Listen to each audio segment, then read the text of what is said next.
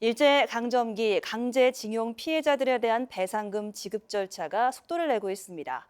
강제징용 가해 기업인 일본제철의 주식을 현금화하기 위한 법원의 매각 명령을 올해 안에 내릴 수 있게 됩니다.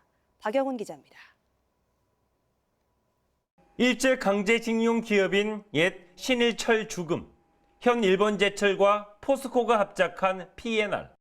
대구지방법원 포항지원은 최근 일본제철의 P&R 주식에 대한 매각 명령 신문서를 공시 송달했습니다. 일본제철이 주식 매각 명령을 위한 법원 신문을 회피하고 있어 법원이 일정 기간 후 신문서가 일본제철 측에 전달된 것으로 간주하겠다는 겁니다. 매각 명령 신문서 공시 송달은 오는 12월 9일부터 효력이 발생하고 법원은 이날부터 일본제철 주식에 대해 매각 명령을 내릴 수 있습니다.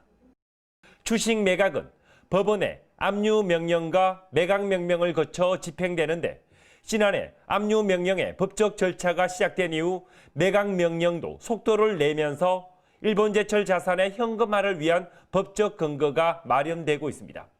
하지만 일본제철이 지난번 압류 명령에 이어 매각 명령도 즉시 항고할 가능성이 있고 이렇게 되면 배상금 지급 절차는 늦춰질 수 있습니다. 특히 스가 일본 총리가 일본 기업 자산 매각에 대한 우리 정부의 조치가 없으면 올 연말 한국에서 열릴 예정인 정상회담에 불참 의사를 밝힌 것도 변수가 되고 있습니다.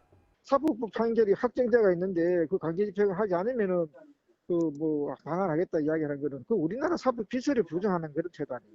지난 2018년 10월 일본제철은 강제징용 피해자 한 명당 1억 원씩을 배상하라는 대법원의 확정 판결 이후 2년 만에 배상금 지급이 현실화되고 있습니다.